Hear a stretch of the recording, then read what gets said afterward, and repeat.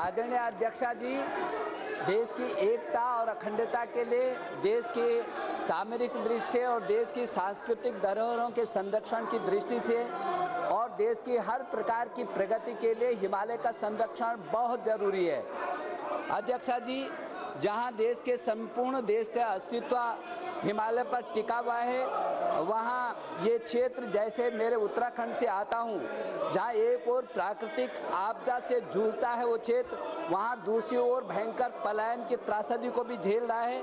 गांव के गांव वीरान हो रहे हैं और जहां राष्ट्रीय सुरक्षा को खतरा है, वहीं क्षेत्र की सामाजिक, आर्थिक और सांस्कृतिक विषमता को भी वो पैदा कर रहा है। मेरा आपसे अनुरोध है कि जो क्षेत्र देश को जवानी देता है, देश को पानी देता है, देश को प्राणवायु देता है, अध्यक्षा जी, उस क्षेत्र के लिए एक अलग सी नीति बनाई जाए।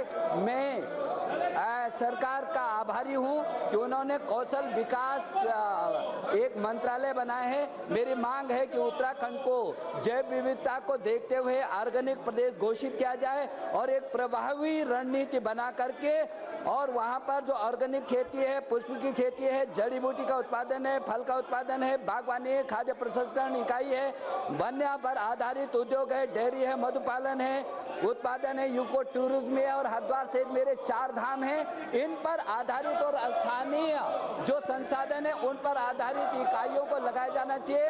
प्रशिक्षण गांव-गांव में देना चाहिए और फिर उनके लिए रोजगार सुनिश्चित करना चाहिए। मैं एक बार आपके माध्यम से सरकार से मांग करना चाहता हूं कि हिमालय का क्षेत्र और विशेष करके उत्तराखंड के क्षेत्र पर केंद्रित करके कौशल विकास के केंद्रों को बढ़ाया जाए और वहां की बेरोजगारी को दूर किया जाए, वहां के स्थानीय संसाधनों के साथ मिलकर के। बहुत बहुत धन्यवाद। मैं फिर से रिक्वेस्ट कर रही हूँ, प्लीज, मैं बार बार रिक्वेस्ट कर रही हूँ, मैं समझती हूँ, लेकिन चाहे जब आप बोलोगे, मैंने कोकराझार में सबको समय दिया, ऐसा नहीं होता और मैं मना भी नहीं कर रही हूँ। मैंने कहा मेरी लिस्ट कंप्लीट करने दो, फिर मैं जो भी आप नहीं, आप हमेशा मुझे इस प्रकार से खड़ा नहीं रख सकते, ऐसा नहीं होता है। आई एम सॉरी, मैं देने के लिए तैयार हूँ, लेकिन जब आप कहोगे तब बोलोगे, ये संभव नहीं है, ये इतने सारे लोगों पर अन्याय है। I will allow you, no doubt, but not like this, otherwise no. Shri Om Birla ji, I am sorry, I am मैं राजस्थान के अनुसूचित जाति, अनुसूचित जनजाति और अन्य पिछड़ा वर्ग के छात्रवृत्ति की ओर ध्यान दिलाना चाहता हूं। माननीय अध्यक्ष महोदय, 60-40 के पैटर्न में इन बच्चों को छात्रवृत्ति मिलती है, लेकिन पिछली बार 660 करोड़ रुपया केंद्र के द्वारा नहीं मिलने के कारण राज्य सरकार इन विद्यार्थियों को छात्रवृत्ति नहीं दे पा रही। माननीय अध्यक्ष महोदय, मेरा आपके माध्यम से निवेदन है कि केंद्र सरकार और राज्य दोनों मिलकर इन SC, ST, OBC के 6 लाख विद्यार्थियों को छात्रवृत्ति तुरंत दिलाने की व्यवस्था करें। माननीय अध्यक्ष महोदय, अन्य पिछड़ा वर्ग और आर्थिक पिछड़ा वर्ग के विद्यार्थियों को, उन विद्यार्थियों को छात्रवृत्ति मिले, इसके लिए माननीय अध्यक्ष महोदय, आपके माध्यम से मेरी मांग है कि केंद्र और राज्य सरकार दोनों मिलकर इन गरीब छात्रों को छात्रवृत्ति दिलाने का काम करे, ताकि ये गरीब अन्य पिछड़ा वर्ग के विद्यार्थी भी अध्ययनरत कर सकें। श्रीमती के Gita.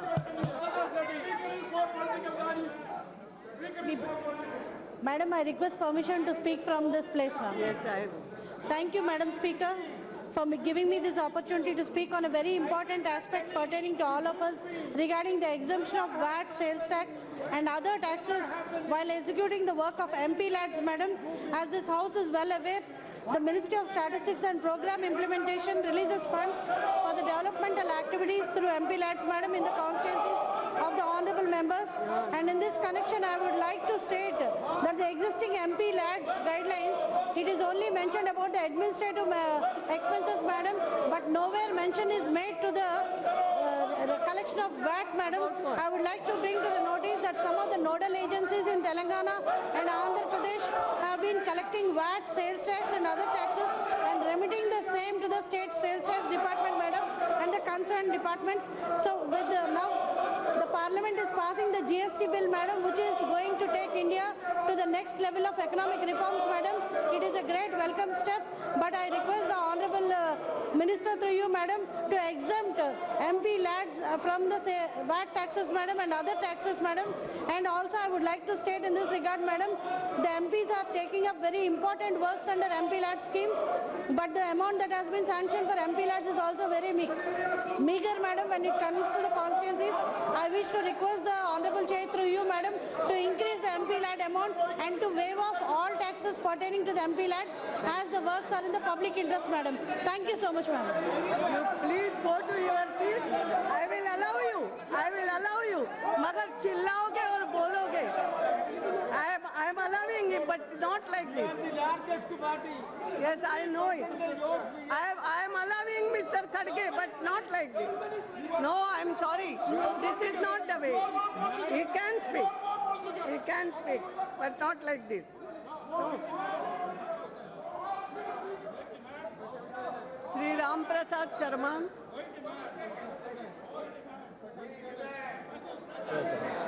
Thank you, madam. Through you, I want to raise the issue of very important issue of tourism in the northeast, and in particular in my constituency, Tezpur. Tezpur should be made a destination, tourist destination in Assam and the northeast, because Tezpur is surrounded by Orang, Kaziranga, Nameri, and Tawang, which is nearer to Tezpur. There should be a tourist circuit in Tezpur, madam, and there should be a regular flight from Kolkata and Delhi to Tezpur, because there are about 150 tea gardens, army establishment is there, army headquarters is there, SSB headquarters is there, CRPF headquarters is there, ITBP headquarters is there, and it is nearer to Arunachal. Arunachal is the Switzerland of the East, madam. It is most beautiful place in India. People want to go there, but there is no regular flight. So declaring the Tezpur a tourist destination surrounded by Kaziranga, Orang, Nameri and Tawang, there should be regular flight from Tezpur to Delhi and Calcutta to Delhi and Tezpur, so that tourists can develop, tourism can develop, and thousands of young people can get employment. Yes, and it is the historically important place, the religiously important place. It is a place of Hara and Hari, where Lord Shiva and Lord Krishna fought war. There is called Tezpur and Sonitpur. And there is also Vishwanath temple, which is second to Kashi Vishwanath in UP. So I would request the government of India to develop Tezpur as a major tourism destination in India. Thank you, madam.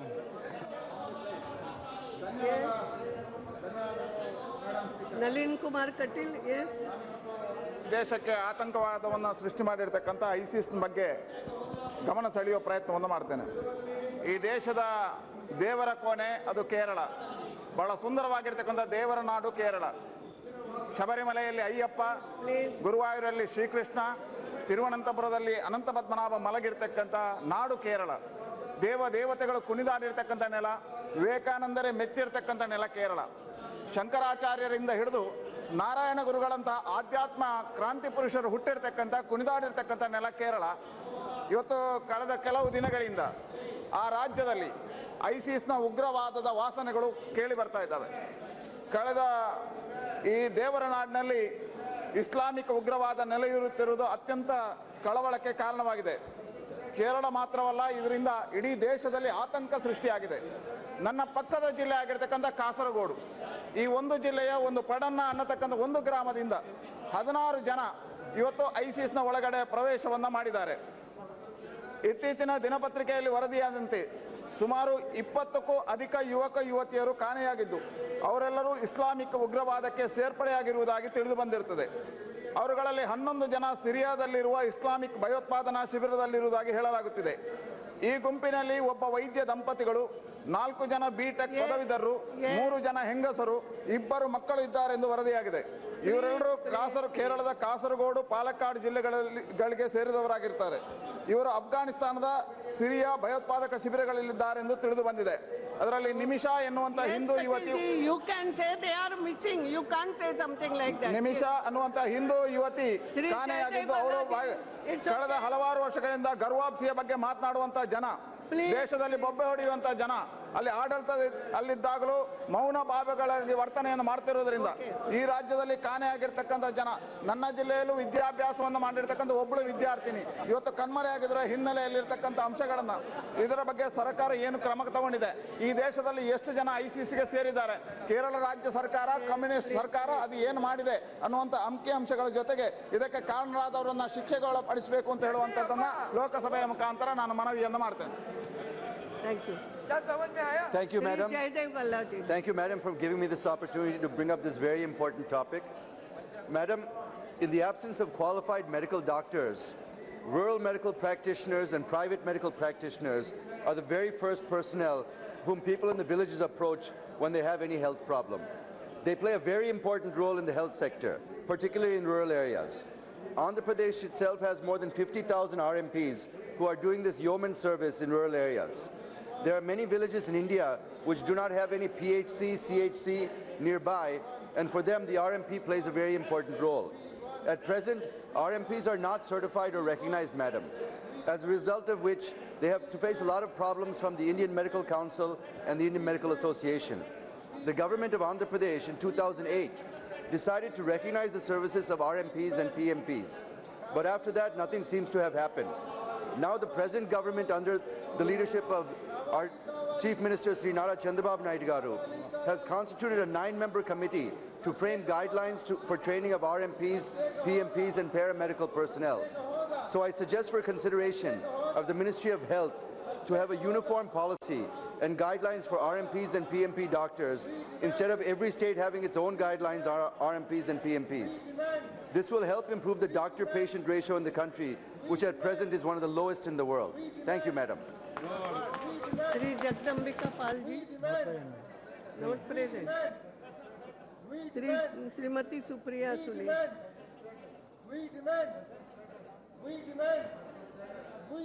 Madam, मुझे दुख होता है कहते हुए कि एक ही सत्र, संसद के सत्र में दूसरी बार मेरे राज्य में एक युवा लड़की जो 16 साल की है उस पर बलात्कार हुआ है। 3 हफ्ते पहले नगर में एक 15 साल की लड़की पे बलात्कार हुआ और उसका खून भी हो गया। कल ही उस्मानाबाद जिले में एक 16 साल की लड़की को पिस्तौल दिखा के एक पुलिस अफसर ने उस पर बलात्कार किया है। हमारी मांग है कि आज कहीं भी टीवी पे चैनल आप देखें, बलात्कार समाज में बढ़ते जा रहे, किसी राज्य में भी आप हो, लेकिन बलात्कार की ये पीड़ा और महिलाओं के ये सुरक्षितता ये बहुत पूर्ण मुद्दा है। हमने निर्भया के बाद पॉस्को जैसा भी कायदा बनाया, लेकिन आप देखेंगे मैडम, अगर आप कौन से भी टीवी चैनल लगाइए तो उसके फैमिली का इंटरव्यू चलता है, गांव के सरपंच हो, लीडर्स हो, वहां पहुंच जाते हैं। तो मेरी यही विनती है कि एक तो इस पे एक्शन लिया जाए, अगर जो सुरक्षा देने वाला है वही जुल्म करे तो यार लड़कियां न्याय मांगने किस पे चले जाए। तो आप उस पे चर्चा करें। और जो पॉस्को का लॉ है उसमें सेक्शन नंबर 23 और 24 में आइडेंटिटी मस्ट बी कंसील लिखा हुआ है, लेकिन आज आप देखते हैं किसी चैनल पे जाए, पेपर में जाए, आइडेंटिटी सीक्रेट नहीं रहती। और इस लड़कियों को न्याय देने की जो चीज़ें चर्चा होती है हम लोग 0 आवर में उठाते हैं मैडम, आगे कुछ नहीं होता। मैं आपको विनती करती हूँ कि हम जब निर्भया की केस में अच्छे कायदे लाए, लेकिन आज भी इन लड़कियों पे और जो छोटी छोटी है उन पे बलात्कार हो रहा है, न्याय नहीं मिल रहा है और शिक्षा भी नहीं हो रही है। तो जो ऐसी गंदी हरकतें करे उसको फांसी की सजा मिलनी चाहिए, यही मैं आपको मांग करती हूँ। श्री रामचरित्र मैडम बहुत बहुत धन्यवाद। मैडम, मैं क्वेश्चन और तो नहीं पूछ पाया, लेकिन इसके लिए आपको धन्यवाद दूंगा कि 9वां 10वां तक क्वेश्चन आपके राज्य में पूछने का मौका मिलता है। तो मेरा सवाल मैडम कि अरे बाबा अभी 0 तो बोलो। हाँ 0 आवर में मैडम, मैं अपनी लोकसभा मछली शहर मैं मैडम 2 साल हो गया चुन के आया। पहली साल वहाँ के किसान ओलावृष्टि से परेशान, पिछले साल सूखा से परेशान। अब हमारी लोकसभा में मैडम जिस तरह से नीलगाय और जंगली सूअर का आतंक है कि पूरी फसल की फसल एक साथ नष्ट हो जा रहा है, प्रदेश सरकार हाथ पे हाथ बैठी है। हम आपके माध्यम से आपका संरक्षण चाहते हैं कि हमारी लोकसभा में जिस तरह से नीलगाय का उत्पात है उसको खत्म करने का केंद्र सरकार से हम मांग करते हैं कि कम से कम हमारी लोकसभा में किसानों को संरक्षण मिले। आने वाले दिन में आत्महत्या करने पे मजबूर हो जाएंगे मैडम, क्योंकि प्रदेश सरकार इस पे निष्क्रिय है। तो मैं आपके माध्यम से मैं मदद चाहता हूँ। जी मुलायम सिंह जी। जी रोजाना शोर हो रहा है, हम शोर तो नहीं कर रहे, ये शोर तो नहीं कर रहे, ये सब हम तो मीटिंग कर रहे हैं कि आप कभी हम लोगों को तो बुला लेती हैं। अरे हंसे में रही थी हम, आपको कभी बुलाया कैसे आपने? आप ही बुला लेते हैं। मैंने इस हाउस में आते हैं, मैं भी 6 बार हूँ, 11 बार वहाँ असेंबली में भी हम और आप रहे। एक बार बुला लीजिए। ऐसा क्या था कि डेमोक्रेसी बातचीत से चलती है? प्लीज तो हम लोग किसी को बुलाए नहीं आते, ऐसा होता ही नहीं है। नहीं हल कर सकते। नहीं प्लीज, लीडर्स मीटिंग होती है, सब कुछ होती है मुलायम सिंह। क्या कार्रवाई? बहुत ज्यादा आपने समाता दिया। जी बताइए। बहुत बड़े स्पीकर देखे हमने यहाँ। अच्छा तो आप इस तरीके से नहीं बात करते। ये क्या बात? हम क्यों लीडर्स की मीटिंग होती है? हम क्या करेंगे? हम लोग जो बैठे रहते ये भी सुना, ये आप बुलाने क्या करेंगे? तो हम क्या करेंगे? आप स्टेज करिए और बुलाइए हमें भी। Standing here, some intervention from the chair, from the government should be. For weeks they are shouting here. People are saying they are raising slogan. There is an issue. Minister is making statement outside. He can come to the house and say this. One. Otherwise, you go to the well. मैं आप सबको बताना चाहूंगी please, मैंने बोला था मैं अनुमति नहीं देने की बात कभी नहीं करी है। मैंने कहा था ये लिस्ट कंप्लीट करने दो, मैं बोलने दूंगी। आई एम सॉरी। और हमेशा लीडर्स की भी बैठकें होती है, सब कुछ होता है, मगर ऐन समय पे सभी लोग मांगेंगे हमें बोलना है तो it is not possible for me. कुछ तो समय होना ही चाहिए। नो, कोई तो नोटिस होना चाहिए। ये क्या बात है? हम बोलेंगे नहीं? बोलिए, हमें भी अनुभव है। बोलिए ना। हमें भी अनुभव है। आपके पीछे सब बोल रहे हैं, ऐसे कैसे करूं? मैं कैसे चलूं? तो कैसे हाउस करेगा? या तो आप अकेले बोले करते हम लोग, बताइए ना। स्पीकर पर विश्वास करते हैं तो स्पीकर की परवाह नहीं करते कि हम लोग बताइए। ठीक है, ये बात अपनी मांग रखें और हम लोग क्या करें? जी ये क्या बात है? किस तरीके से चलाए आप तय करो। आई एम सॉरी भाई, हम सुनेंगे बात। आप ही कहते गृह मंत्री जी, सुनिए। गृह मंत्री प्लीज ये हटाइए, बात सुनिए। आपकी बहुत बड़ी जिम्मेदारी थी, आप गृह मंत्री हैं, इनको बुला लेते, नहीं हो तो हम लोग को बुला लेते। हाउस चले, हाउस चलाने के हम पक्ष में। आई एम सॉरी, आपकी तो बात ही नहीं करते। अरे ज्यादा मत दिखाइए, हमने बहुत देखा है। इन्होंने हमें मुलायम सिंह जी प्लीज बता रहे कि आप बुलाना चाहिए, बात करनी चाहिए। अब इनकी बात है जायज हो मान लीजिए, नहीं जायज है तो संतुष्ट करिए, ये पूरी बात है। आई एम सॉरी। अब आप चलाइए, अब हाउस चलाना है, हमारी बात का कोई मतलब नहीं है। मुलायम सिंह जी, आपको तो कभी मना नहीं किया। This is not the way. Please देखो, ये नहीं होता है। या तो कुछ नियम आप ही लोग बनाते हो, उसके अनुसार हाउस चलता है, और कभी मैंने मना नहीं किया है। ये लोग जो यहाँ भी खड़े हैं, 2 बार फाइनेंस मिनिस्टर कुछ बात कर चुके हैं। No, I am sorry. अब हर एक की समस्या का समाधान इस तरीके से नहीं हो सकता है। यहाँ कई सारी पार्टीज हैं, छोटे छोटे दल हैं, सब कुछ है। मैं please don't speak like this. मैं प्रयास कर रही हूँ सबको समाहित करने का, मगर इस तरीके से मैं भी सदन नहीं चला सकती। हर समय लीडर्स की मीटिंग बुलाती हूँ, बिजनेस एडवाइजरी कमेटी होती है, उसके अनुसार सदन चलता है। प्लीज श्री राजन विचारे दे। धन्यवाद। मैं सदन का ध्यान देश के अन्य महानगरों की तुलना में मुंबई से मुंबई के बगल में बसे हुए ठाणे, नवी मुंबई, मीरा भाईंदर शहरों के तरफ दिलाना चाहता हूँ, जो शीघ्रता से विकसित हो रहे हैं। ठाणे शहर की जनसंख्या बढ़ने के साथ ठाणे शहर में वाहनों की संख्या भी बढ़ी है, जिसके कारण यहाँ अक्सर ट्रैफिक जाम की समस्या रहती है। इस समस्या से निपटने के लिए एक वैकल्पिक रास्ता का निर्माण करना आवश्यक है। मेरे संसदीय क्षेत्र ठाणे लोकसभा स्थित गायमुख से बालकुम खाड़ी के किनारे घोड़बंदर बाईपास की योजना मुंबई महानगर प्रादेशिक प्राधिकरण ने 2007 में अनुसार मंजूरी दी थी। आज और वो जो इस बाईपास रास्ते को MCZMA ने भी यहाँ पे मैंग्रोव होने के कारण वो रास्ता एलिवेटेड करने की सिफारिश की गई है, और केंद्र सरकार की नौदल विभाग ने भी यहाँ पे उनकी जगह होने के कारण 300 मीटर का टनल प्रस्तावित किया है, और उसके लिए 313 करोड़ MMRD ने मंजूर किया था। लेकिन इस दोनों ने MCZM और नेवल इन्होंने जो इस टनल के लिए और ये एलिवेटेड रास्ते के लिए 700 करोड़ रुपए का खर्चा ज़्यादा हो रहा है, और इस काम के लिए 1000 करोड़ लगने वाला है।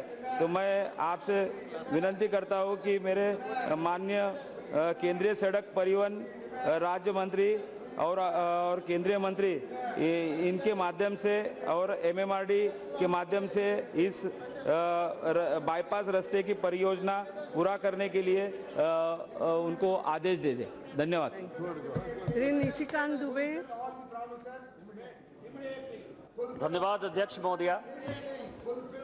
मैं जिस जगह से आता हूं वो संथाल परगना है, और आज भी 80% लोग जो है वहां गरीबी रेखा के नीचे हैं। महिलाएं 75% एनीमिक हैं, बच्चे 75% कुपोषण के शिकार हैं।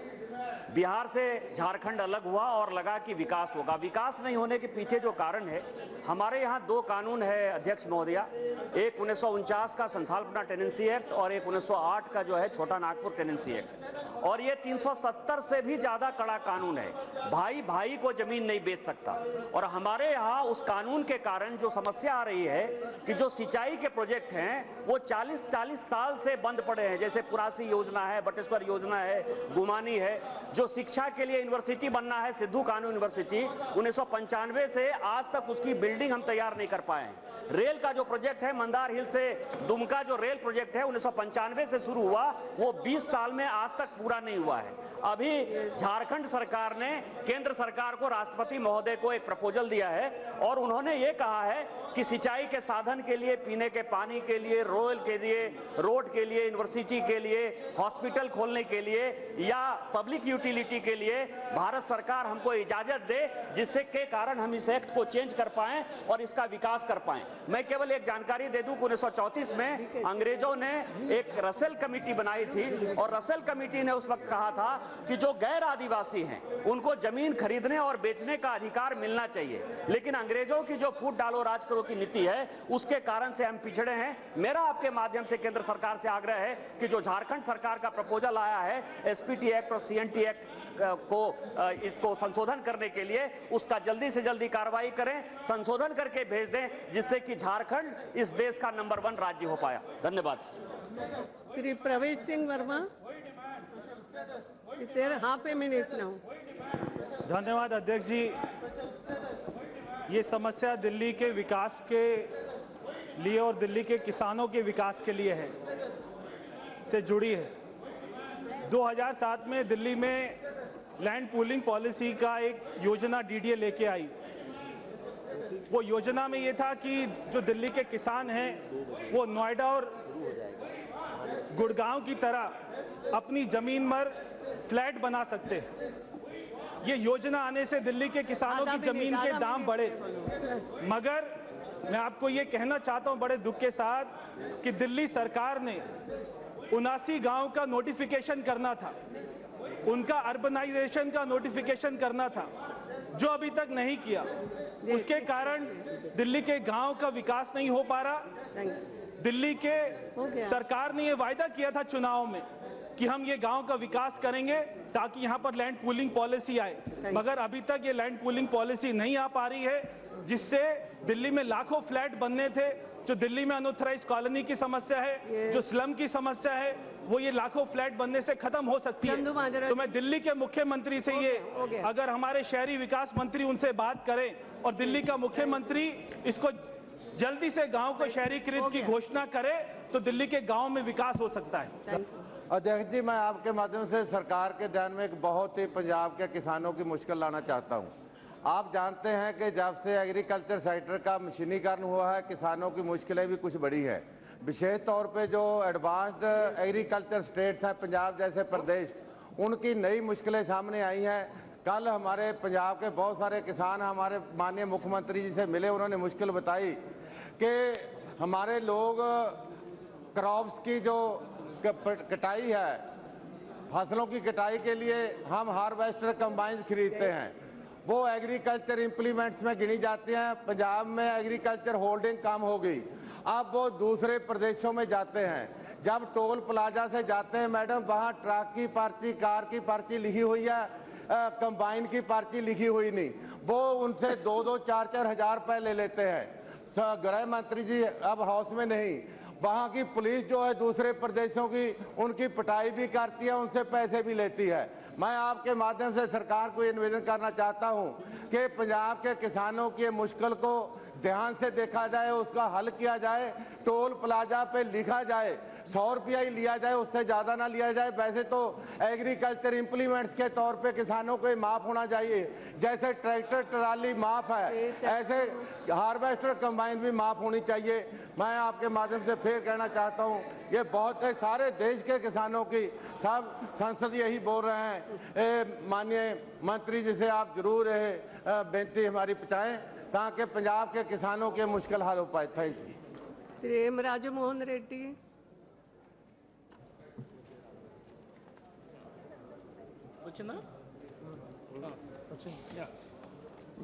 Honorable Madam Speaker, we would like to very humbly submit to this August House. Madam, at the time of division of Andhra Pradesh, the then Prime Minister Dr. Manmohan Singh ji has promised special status category to state of Andhra Pradesh. And the then opposition party BJP leaders, honorable leaders, Sri Arun Jaitley, Sri Venkaiah Naidu ji, they supported, not only supported, they said Andhra Pradesh needs 10 years special status. And they went on telling, anyhow we are coming to power, we will definitely give 10 years special category status to state of Andhra Pradesh. And not only that, madam, they stipulated in their election manifesto, both BJP and TDP, and they said, definitely all the promises will be fulfilled and the special status category will be given for 10 years. And they went on promising, madam, many places. They said it in Tirupati before Lord Venkateswara, and my place Nellore, and Rajahmundry, Visakhapatnam. And people believed their words and they voted for BJP, TDP on Andhra Pradesh, madam. They came to power. And people were expecting that all promises definitely would be fulfilled by the government, present government. Madam, yes. This is very important, very crucial, and people, 5 crores people, Andhra Pradesh people are just waiting, madam. Okay. Madam, there are so much injustice has been done for Andhra Pradesh, madam, at the time of division. No, madam, and no, having promised... No long speech, please. Okay, madam. Having promised, how can the government of India can go back on their word, madam? Yes. And this is no other promises, other assurances, other special packages is not an alternative for special status, madam. Government should fulfill their promises, madam. Government should fulfill their promises. Otherwise, what is the sanctity of democracy, madam? And the Honorable Prime Minister himself said, madam, if there are any lapses on the government side, you have a right to ask. That is the... Okay, बैठिए. Now take your seat. He is up.